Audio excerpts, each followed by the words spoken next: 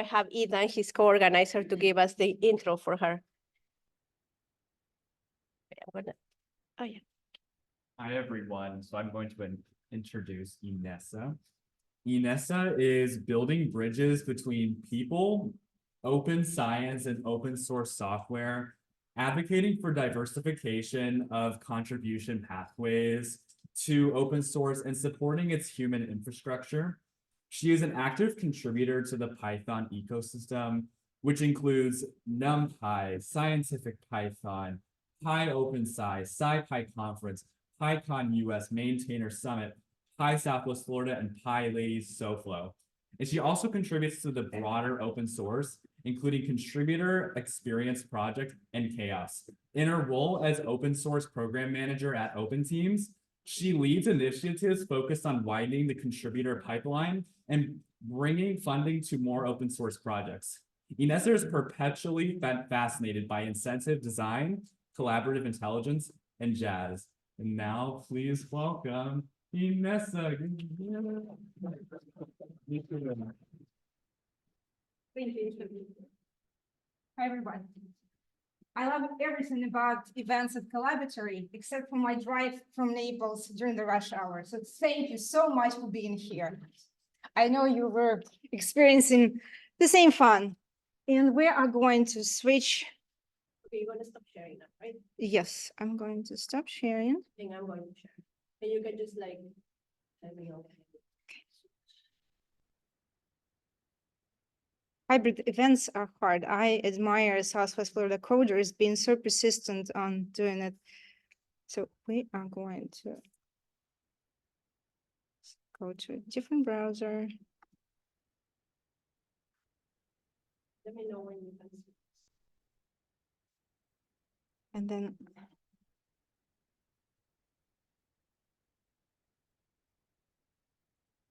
we're almost there. I am not looking at Zoom. Yes, I can see your screen now. All right, so we are there, and then I'm going to switch to my deck.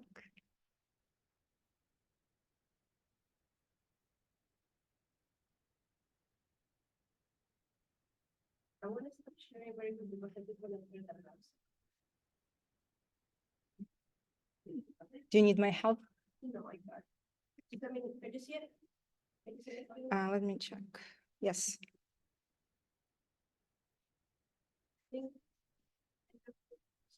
Yes, I'm going to jump on this screen. Yes, I'm here. I'm going to click this. All right, we are somewhere. And then we're going back.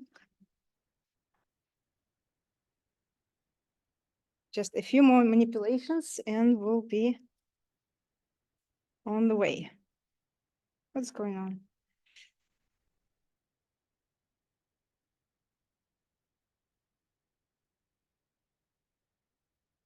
All right.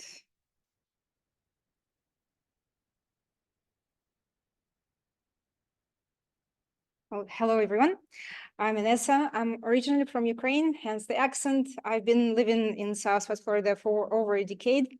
Feels home. I started my career in technology close to 20 years ago. It has been a very non-linear path.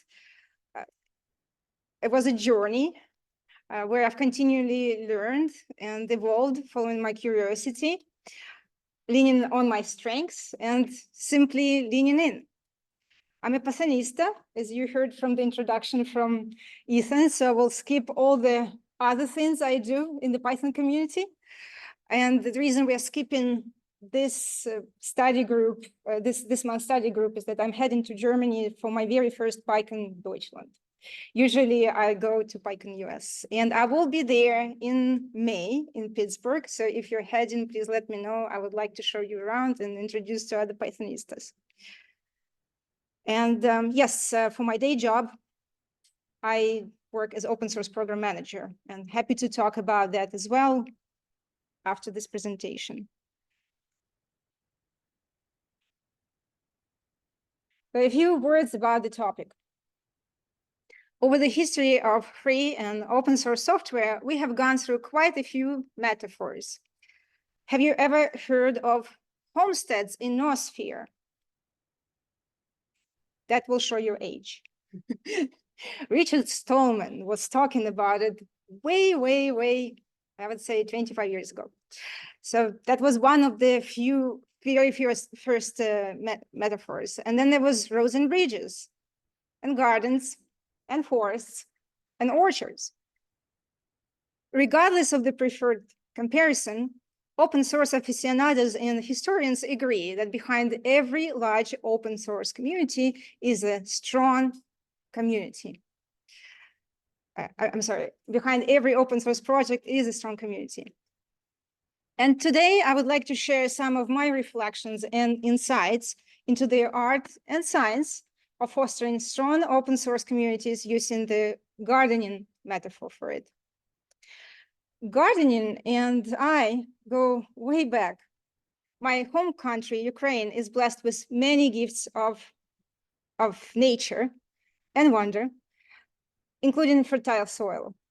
The house where I grew up had about an acre of land where my grandparents and parents grew a variety of vegetables. We also had a few rows of vines. I would say it was a stretch to call it a vineyard, but yes, we did grow enough vines enough grapes to make wine. But my favorite part, my absolutely favorite part, was the orchard with mostly cherry trees.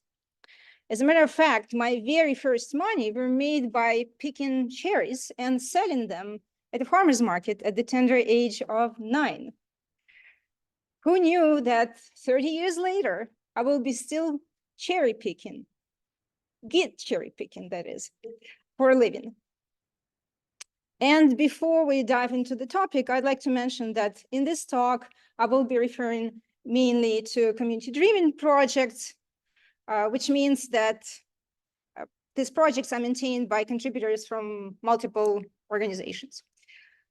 Also, I'm not trying to convince you of the benefits of open source, even though I'm a strong believer.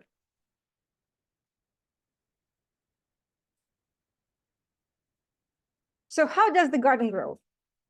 Early in my tech career, I was naively convinced that the quality of code determined the success of software.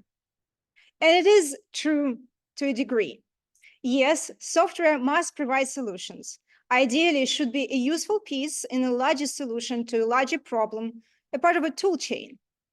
However, it's the people, the community, the culture of the community that determine the destiny of an open source project.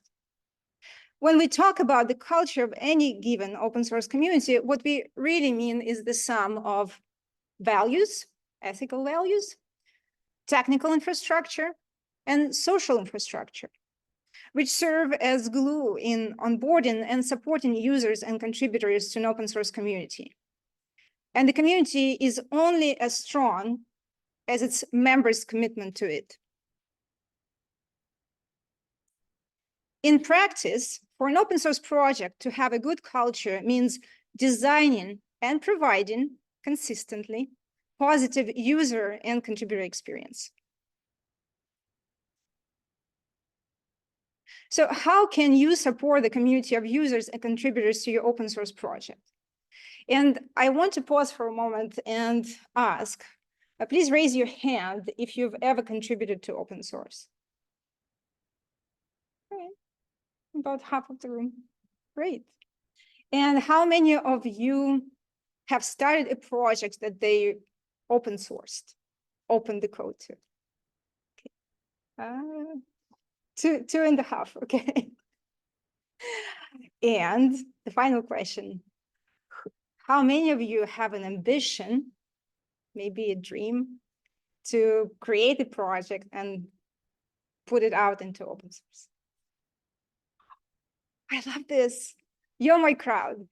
All right, listen in. So let's back to the gardening analogy. Just as preparing fertile soil is essential for a healthy garden, deciding on a governance model software licenses, putting in place code of conduct and infrastructure around it are crucial for giving your open source project the best start. Making these decisions later in the life cycle of a project is much harder and can be costly. And just talk to the members of the Rust community. Each of the bullet points deserves its own presentation. I'm happy to expand on it during the Q&A, but just take my word for it. You need to make a decision early on, and you might change the governance model or even the license. Maybe not code of conduct later on as your project evolves, but you need to make a decision early on. Planting the seeds. For an open source project to grow, great documentation is key. And once you have your MVP, invest your time in good tech documentation. Ideally, it should come in a variety of formats. And you probably heard the notion that different generations prefer different formats. It is very much true. I can tell you from the front lines of growing and maintaining open source projects is that, yes, millennials prefer YouTube videos. And Zoomers don't mind comics. So for my work on NumPy, which is primarily the project I'm contributing to, we have all of the above. And of course, don't forget doc strains if that's it's what you can incorporate. So what to document? I have a rule for documentation that I follow. If a question was asked 3 times, I put it in the documentation. Now, if you want for your project to thrive, it needs contributors with a variety of skills: graphic design, technical writing, user research, community management, event organizing. It's very hard to find people who are good at everything. And if they exist, I call them unicorns, they don't have the bandwidth to do it all. So I highly recommend looking and attracting contributors with a variety of skills.